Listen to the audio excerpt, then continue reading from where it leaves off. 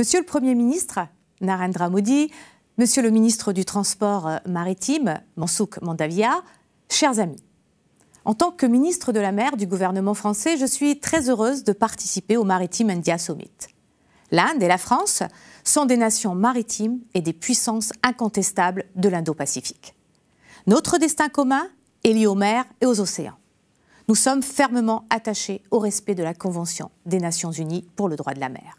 Nos marines coopèrent pour assurer la liberté de navigation dans l'océan Indien. Nous partageons les mêmes défis. Développer nos infrastructures maritimes et portuaires de façon durable, transparente, soutenable financièrement, en respectant la souveraineté des États. Pour la France, il est évidemment naturel de travailler avec l'Inde sur l'économie bleue. Je pense notamment au programme Sangarmala porté par le gouvernement indien pour le développement portuaire. Sachez que l'écosystème industriel et technologique français sera assurément un partenaire efficace pour la réalisation de vos ambitions. Tout est question d'équilibre. Nous devons tirer profit des opportunités de l'économie bleue de façon durable en protégeant les ressources marines. C'est la définition même de l'objectif de développement durable numéro 14. Protéger et exploiter de manière durable les ressources de l'océan. Cet ODD 14 définit la feuille de route de mon ministère. À cette fin, nous avons besoin de la recherche en sciences marines. La France dispose du premier écosystème en Europe en matière de recherche océanographique. De nombreuses coopérations peuvent être nouées avec l'Inde. C'est d'ailleurs déjà le cas entre le pôle mer Bretagne et l'Indian Institute of Technology de Goa. L'innovation est tout aussi cruciale pour que la construction navale et le transport maritime contribuent à la lutte contre le réchauffement climatique, conformément à nos engagements pris dans le cadre de l'Organisation maritime internationale.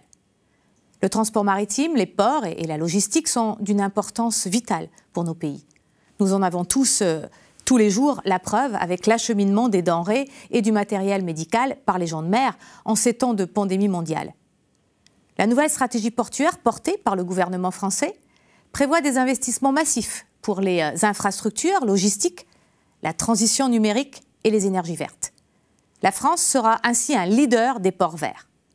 Je note avec plaisir que le commerce maritime entre l'Inde et le port de Rouen et Le Havre reste dynamique et va même croissant. Le succès d'entreprises françaises de logistique bien implantées sur le marché indien, telles que Bolloré ou CMA-CGM, souligne le potentiel de coopération entre nos pays. Dans ce contexte prometteur, je suis heureuse que les organisateurs français de la SeaTech Week, une conférence française similaire au Maritime India Summit, souhaitent faire de l'Inde leur invité d'honneur pour l'édition 2022. À travers le Maritime India Summit aujourd'hui et le SeaTech Week en France en 2022, la France et l'Inde ont l'opportunité de coopérer pour devenir ensemble des leaders de l'économie bleue. Je vous remercie.